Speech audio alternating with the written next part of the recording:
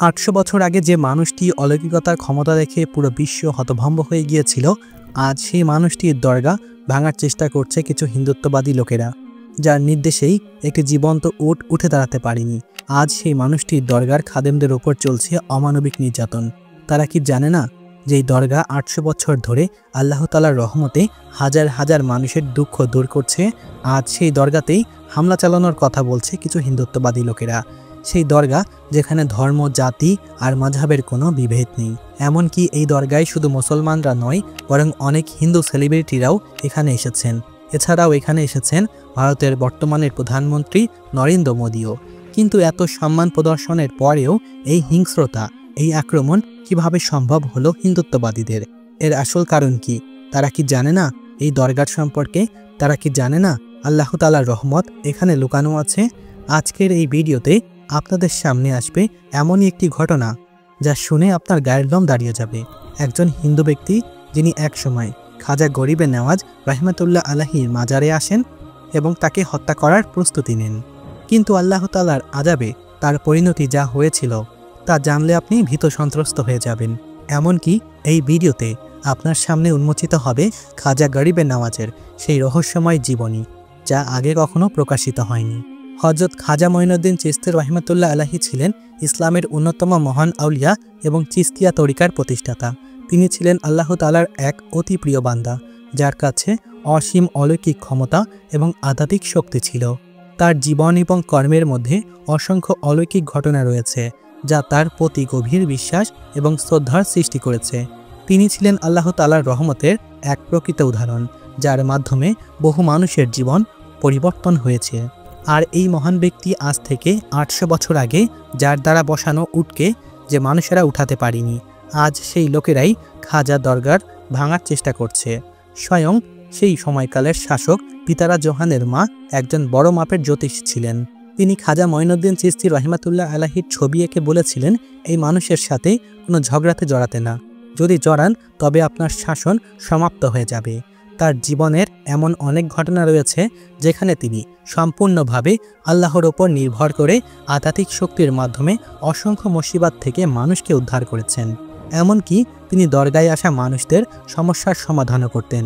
যেমনটি আপনারা সকলেই জানেন, হযরত খাজা গরিবে নেওয়াজ রাহমাতুল্লাহ আলাইহির দরগা আজমের শরীফে ৮০০ বছর ধরে উপস্থিত রয়েছে।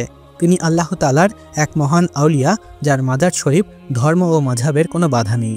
অর্থাৎ খাজা মঈনুদ্দিন চিশতি রাহমাতুল্লাহ আলাইহির দরবারে হাজিরা দেওয়ার জন্য শুধুমাত্র মুসলমানরাই আসে না, বরং হিন্দু, শিখ, ঈসা, বৌদ্ধ সকল ধর্মের মানুষেরা তার মাজার শরীফে হাজিরা দিতে আসেন এবং নিজের দুঃখ দুর্দশার সমাধানের প্রার্থনা করেন।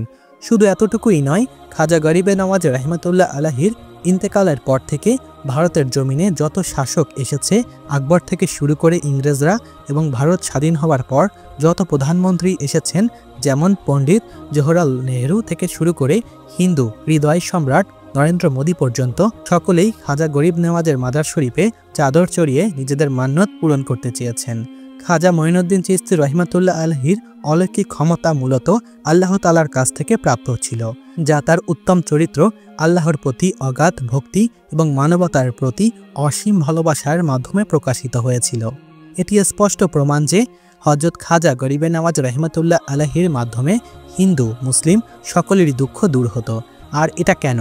কারণ আজকের সময়ে খাজা গরিবে নেওয়াজের দরবারে মুসলিমদের থেকেও অনেক বেশি বিশ্বাস করে হিন্দুরা। তাদের নিজস্ব দুঃখ কষ্ট নিয়ে তারা এখানে এসে হাজিরা দেয় এবং তাদের সমস্যাগুলো সমাধানে খাজা বাবার দরবারে আসেন। আজকের যুগে যখন ধর্মীয় বিবাদ এবং বৈষম্য বেড়ে যাচ্ছে, তখন খাজা গরিবে নেওয়াজের দরবার একটি শান্তি এবং সম্প্রীতির প্রতীক হয়ে উঠেছে। হিন্দু সম্প্রদায়ের অনেকেই এই দরগাকে তাদের নিজস্ব আধ্যাত্মিক এবং মানসিক প্রশান্তির জায়গা হিসাবেই গ্রহণ করছে। কিন্তু বর্তমান প্রেক্ষাপটে ভারতের কিছু হিংস্র দাঙ্গাবাজ লোকজন আজমেরি দরগাকে তারা তাদের রাম মন্দির হিসাবেই উল্লেখ করছে এবং এ নিয়ে অনেক দাঙ্গা ফাসাদের সৃষ্টি হয়েছে ভারতে। তারা কি জানে না এই স্থাপনা কত বছর পুরাতন? শুধুমাত্র এই কথার জের ধরেই হিন্দু মুসলিম প্রতিনিয়তই এই সংঘাতে এগিয়ে যাচ্ছে ভারতে, আর এ থেকে মুসলমানরাও শান্তি পাচ্ছে না। প্রতিনিয়তই তাদের উপরে চলছে অত্যাচার। এমনকি মুসলমানদের এই দরগায় নামাজ পড়তে বাধা দেওয়া হচ্ছে, এমনকি তাদের এই নামাজের ভেতরে আক্রমণ করা হচ্ছে এবং লাথি মেরে তাদের সেখান থেকে বিতাড়িত করা হচ্ছে। সেই হিংস্র উগ্রবাদী হিন্দুরা একটাই দাবি করছে, হজরত খাজা গরিবে নওয়াজের দরগাতে প্রথমে মহাদেবের মন্দির ছিল। আজমেরি এই দরগার সেই মন্দির ভেঙে তৈরি করা হয়েছে এবং এখানে শিবলিঙ্গও রয়েছে। তাই এই দরগায় যাচাই করা হোক এবং সেখানকার বিল্ডিংগুলো ভাঙা হোক। পরে এই দরগাকে মন্দির হিসাবে ঘোষণা করে হিন্দুদের পূজা করার অধিকার দেয়া হোক। তবে বন্ধুরা, আপনার কি মনে হয়, আসলেই কি আজমেরি শরীফে জায়গায় হিন্দুদের মন্দির ছিল? আসলে আজমের শরীফ একটি পবিত্র স্থান, যা লাখ লাখ মুসলমানদের কাছে ঈমান ও ভালোবাসার প্রতীক।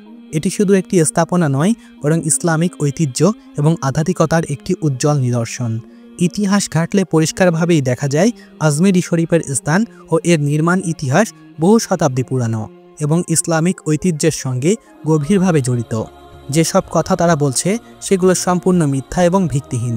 প্রশ্ন হলো, কেন তারা এসব দাবি করছে?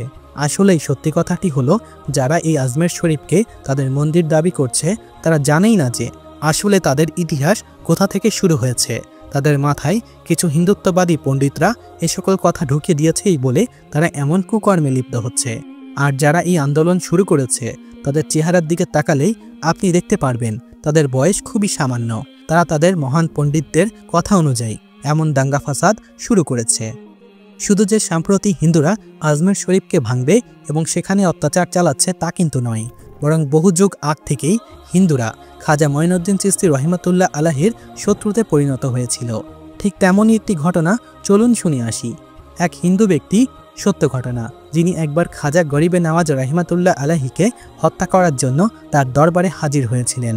এরপর সে কিভাবে খাজা বাবার মহিমায় পরিপূর্ণ হয়ে পালিয়ে গেল তা শুনলে আপনারাও চমকে যাবেন। এটি এমন একটি ঘটনা যে ঘটনার পর আপনি ভাবতে বাধ্য হবেন খাজা গরিবে নওয়াজের পবিত্র দরবারটি কতটা শক্তিশালী। আজমেরি অঞ্চলে খাজা গরিবে নওয়াজ আধ্যাত্মিক প্রভাব ক্রমশই বৃদ্ধি পাচ্ছিল। বিভিন্ন ধর্মের মানুষ তার কাছে আসতে শুরু করে, যা কিছু স্থানীয় শাসক এবং নেতাদের হিংসা এবং বিদ্বেষের সৃষ্টি করে। এই সময় এক হিন্দু ব্যক্তি, যিনি খাজা বাবার আধ্যাত্মিক শক্তিকে নিজের বিশ্বাসের জন্য হুমকি মনে করতেন, তাকে হত্যা করার পরিকল্পনা করেন। এই ব্যক্তি অস্ত্র বহন করে খাজা গরিবে নওয়াজের দরবারে যান। তার উদ্দেশ্য ছিল দরবারে প্রবেশ করে খাজা বাবাকে হত্যা করা। দরবারে পৌঁছে তিনি দেখলেন খাজা গরিবে নওয়াজ দরিদ্র মানুষদের সাহায্য করছেন, তাদের দুঃখ কষ্ট দূর করার জন্য প্রার্থনা করছেন। যখন ওই ব্যক্তি দরবারে প্রবেশ করেন তখন খাজা বাবা শান্তভাবে তার দিকে তাকালেন। কোনো কথাবার্তায় ছাড়াই খাজা বাবার দৃষ্টির মধ্যে তিনি এক মহিমা ও আল্লাহ তাআলার রহমতের প্রভাব অনুভব করলেন, যা তার হৃদয়কে গভীরভাবে স্পর্শ করল। তিনি অনুভব করলেন খাজা গরিবে নওয়াজ কেবল একজন সাধারণ ব্যক্তি নন, বরং আল্লাহর কাছ থেকে প্রেরিত একজন আধ্যাত্মিক মানুষ। খাজা বাবার মহিমা দেখে ওই ব্যক্তি গভীরভাবে অনুতপ্ত হয়ে যান। তিনি তার অস্ত্র ফেলে দিয়ে খাজা গরিবে নওয়াজের পায়ের কাছে মাথা নিচু করে ক্ষমা প্রার্থনা করেন। খাজা গরিবে নওয়াজ তার প্রতি কোনো রাগ বা প্রতিশোধের কথা না বলে তাকে ক্ষমা করে দেন এবং আল্লাহর পথে চলার পরামর্শ দেন। ওই ব্যক্তি তার জীবনের উদ্দেশ্যে পুরোপুরি বদলে ফেলেন। তিনি খাজা বাবার দরবার থেকে ফিরে গিয়ে মানুষের কল্যাণের জন্য কাজ করেন এবং ধর্মীয় সহনশীলতার উদাহরণ হয়ে ওঠেন। এরপর সেই ব্যক্তি সেখানে ইসলাম ধর্ম গ্রহণ করেন এবং খাজা মঈনুদ্দিন চিশতি রহিমাতুল্লাহ আলাহির দরগার খাদেম হয়ে যান। সুবহানাল্লাহ। এই ঘটনা কেবল খাজা গরিবে নওয়াজ রহিমাতুল্লাহ আলাহির আধ্যাত্মিক শক্তি এবং আল্লাহর কাছে তার নৈকট্যের এক অনন্য প্রমাণ। এমন একজন ব্যক্তি, যিনি খাজা বাবার উপর খারাপ উদ্দেশ্যে এসেছিলেন, তার জীবন সম্পূর্ণরূপে পরিবর্তন হয়ে গেল এবং সে ঈমানের পথে চলে আসলেন।